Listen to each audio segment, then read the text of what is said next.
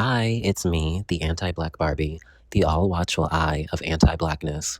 So, I'm sure if you've been on Black Twitter, whether you're gay, straight, or anything in between, you would have more than likely seen the Conscious Lee debacle. So, if you're not exactly sure who Conscious Lee is, he is a well-known Black activist who is very popular amongst a variety of different platforms. So essentially what's going on is years after pushing this pro-Black messaging and gaining an extremely large audience, he debuts his non-Black partner to the world, which was obviously met with a lot of criticism and backlash. In my opinion, I think this is perfectly rational. How are you going to sit here and make your entire personality fighting white supremacy and you can't even get out of bed with it? I see a lot of people coming online making excuses for him, saying that they met in high school. And for me, I personally don't care about that. I feel like the minute that someone decides to try and make their entire personality being pro-Black, your only option is to break up with your non-Black partner and find someone of your own race. And correct me if I'm wrong, but I feel like this is a perfectly reasonable request. If you are going to make yourself the spokesperson for Black families and Black relationships and Black communities being disproportionately affected by white supremacy,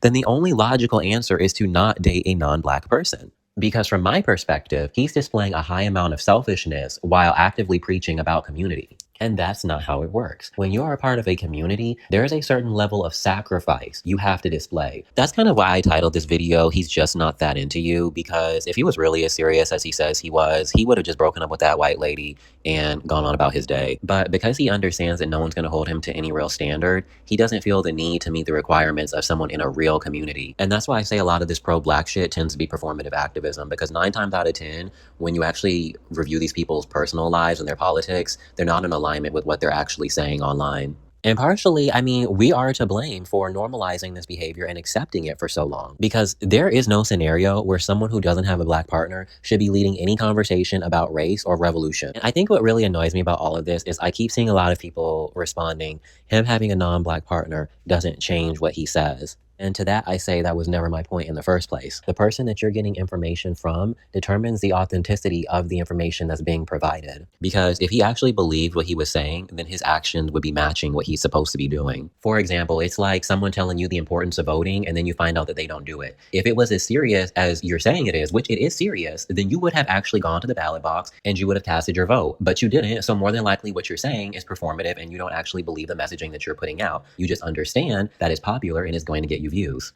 And trust me, she may be a great girl, but I don't think that her feelings and her as a person should be prioritized over his community that he supposedly cares so much about. And I'm sorry, I get wanting to have these conversations and being passionate about them, but if something as simple as not sticking your dick inside of some below average white girl is so difficult for you, then I really just don't think that you should be leading any kind of cause about revolution. It's just like everything about this just screams a lack of community, a lack of self-discipline, a lack of sacrifice. The list just goes on. This is a very selfish person. And the only way that I can interpret this is I'm going to tell you what you want to hear in order for me to get what I want.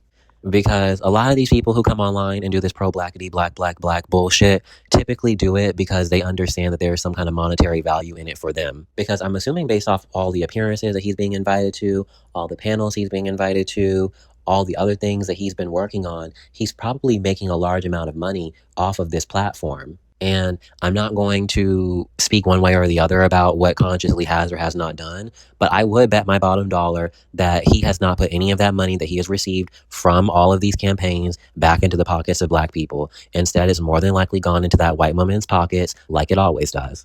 And I think what just kills me about it all is that we are always the ones that are expected to provide labor.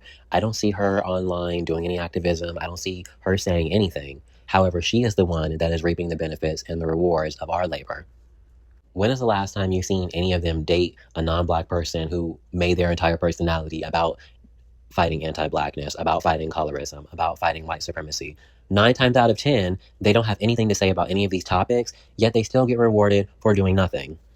That's why you're going to keep hearing me say on this page is that it really is time to start letting their preferences build them up, because this is just not making any sense to me at this point. It's like, how many times are people going to consistently build these people up for them to turn around and put that money back into the same demographic that's been hurting their community in the first place? Like, I understand wanting to be that supportive Black person who wants to support other Black people, but it's just genuinely a waste of time in my opinion. I'm not sitting here saying that we shouldn't support any Black people, but I'm just saying that we are going to have to become a lot more more skeptical about the type of people that we support. I don't know if I'm able to put my money or my time into somebody who I don't see who's physically in a relationship with a Black person at this point.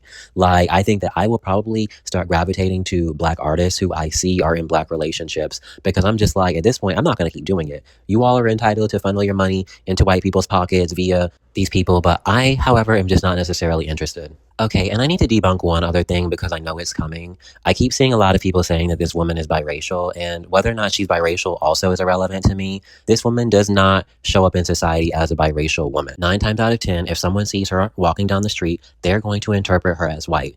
If she has to pull out her family ancestry and show that her great, great, great, great, great grandma is Black, everything that she has to say from that point forward is null and void. I made it a point to bring this up too, because this is a common tactic that a lot of them like to do, where they'll find the lightest version of a biracial or a multiracial person, and then they'll try to pass them off as Black or biracial in order to make themselves feel better about not actually dating a Black person. And I'm going to give my final thought that I think the most baffling part to me about it all is the lack of awareness.